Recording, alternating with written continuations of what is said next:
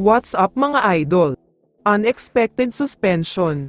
Mitchell out na sa Game 2. Pero bago mo sana ipagpatuloy ang panonood mo, ay huwag mong kalimutan na mag-subscribe bilang suporta sa aking YouTube channel. Maraming salamat idol. Talakayin lang natin ng mabilisan ang labanan sa pagitan ng Magnolia at Northport. Gulat na gulat pa rin talaga ang mga PBA fans, dahil sa ginawa ng Northport sa kanilang bakbakan. Ibang klaseng comeback kasi ang ginawa nila. Halos 20-0 run ang ginawa nila sa third quarter, yung tipong parang sarado ang ring sa Magnolia side, at malaki naman ang butas sa Northport Batang Pier, kaya naman dahil sa ginawa nila ay diretso na sila sa best of 7 semis. Waiting game na lang ang Northport ngayon, dahil hihintayin na lang nila kung sinong mananalo sa kabilang bracket.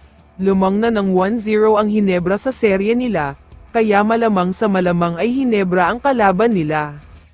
Samantala, pag-usapan na natin ngayon ang balita tungkol kay Akil Mitchell. Isang disappointing performance ang ginawa niya sa Game 1 nila kontra sa Hinebra. Medyo malamig kasi siya at wala sa ayos ang laro niya. Umiskor siya ng 19 points, pero 7 out of 19 lang ang shooting niya. Pero siya ang may pinakamaraming turnovers sa team na 4, at ang mas masaklap pa ay napakaraming easy shots ang hindi niya naipasok. Alam naman nating lahat na may reported back spasms injury siya, kaya masasabi natin na hindi talaga siya 100% healthy. Hindi rin siya nakapaglaro sa last 2 games kaya wala pa talaga sa ayos ang laro niya.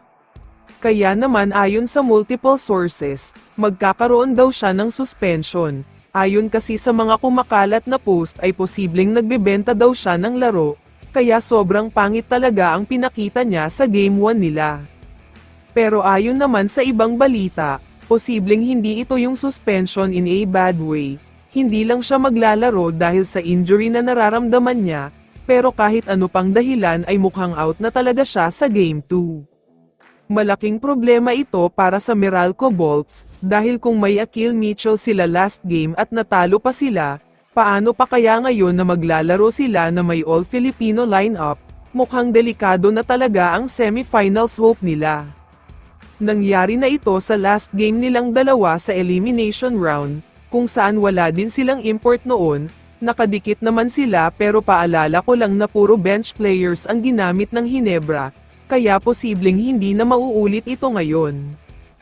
Kaya naman kung ikaw ang tatanungin idol, ano ang masasabi mo sa balitang ito? I-comment mo naman ang sagot mo sa tanong na ito. So dito na nagtatapos ang video na ito. Maraming salamat sa pagsuporta at panonood mga idol. Ingat at bye-bye.